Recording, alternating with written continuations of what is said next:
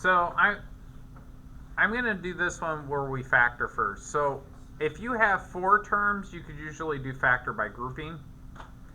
And then we'll go back and do the synthetic division. So if I take this, what do you notice about these first 2 terms? What do they have? They both got x squared. Yeah, they both have an x, and then when you think about what you factor out, you take the lowest power of x. So if I say x squared, I'm going to pull that out of something. So then I think there's going to be 2 terms right here, something plus or minus something. All right. Well, then, what do I multiply x by to get x cubed? Just x. What do I multiply x squared by to get negative x squared? Negative 1. Now, if it's factorable over here, I should have x minus 1. I look, they both have 3, so I could pull a 3 out. Now remember how Mr. Adams said if there's a negative sign here, I can't think of a time when you didn't pull out the negative? I pull it out. What do I multiply negative 3 by to get negative 3x?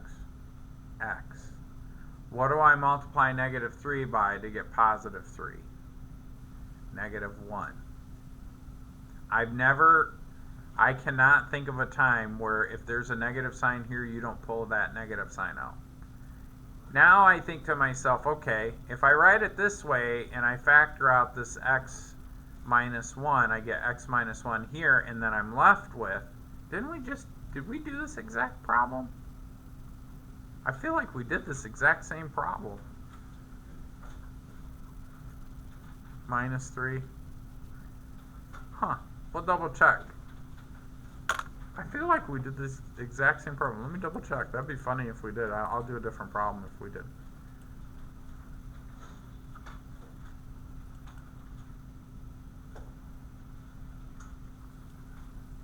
No. Well, it's similar. All right. Never mind. My bad. I think it's the same solution. But anyway, so when we get to this point, what do?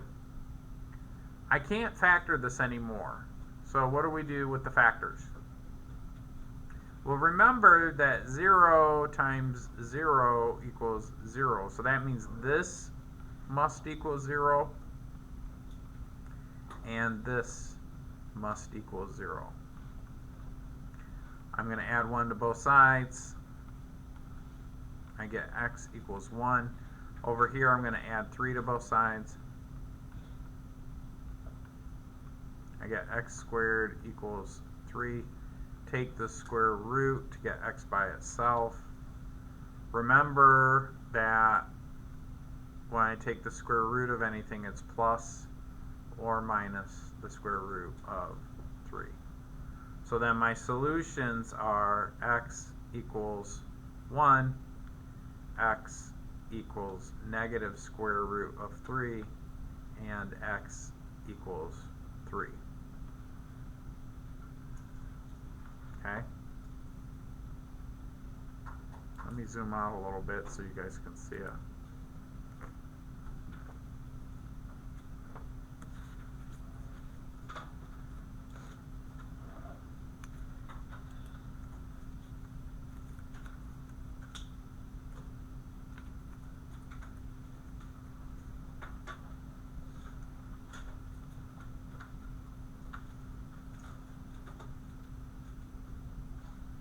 Now, the real question is, how would I do that with synthetic division? Well, I don't know if let me see if I can move my writing. Can I move the writing? Oh, shoot, I can't. So I'm going to move, I got to make some, I got to make some space here. I'm just going to rewrite this over here on the bottom, guys, so I have some space.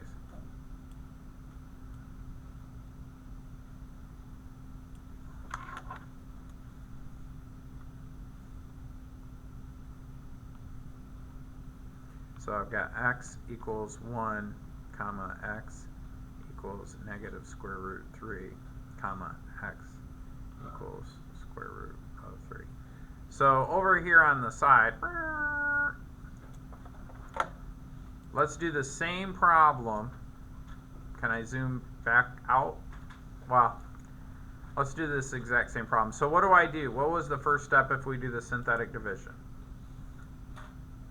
Well, what I need to do is I need to try, I need to figure out a possible solution. So what I do is I just pull out my graphing calculator, hit y equals, and I plug it in.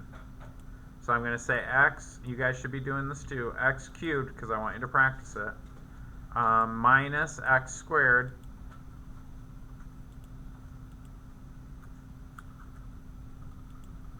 minus 3x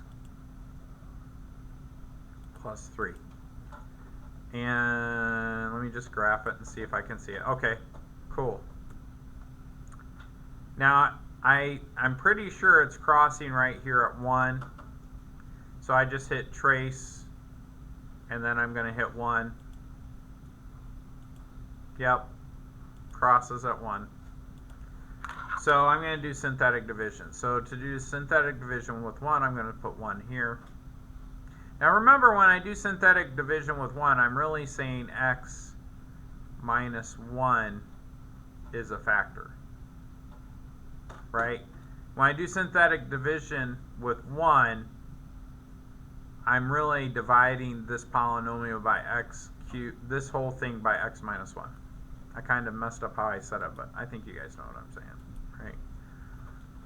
So then remember, I need a column for the x cubed, I need a column for the x squared, I need a column for the x to the first power, and I need a column for the x to the 0. And then I just write down the coefficients. This is a 1, right? This is 1, this is 1, negative 1, then negative 3, and then positive 3. Crank through the long division, drop down to 1. 1 times 1 is 1.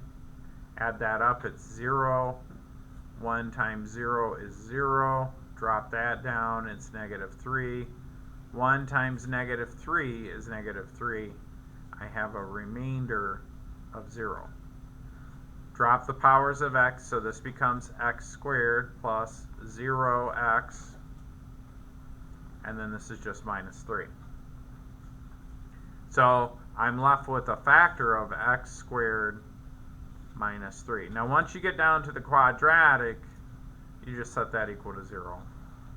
And then you add 3 to both sides like we did before.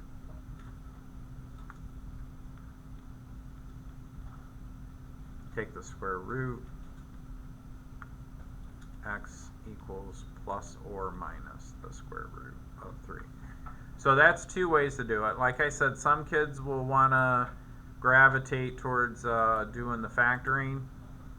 They feel comfortable with that. Some people will want to do the synthetic.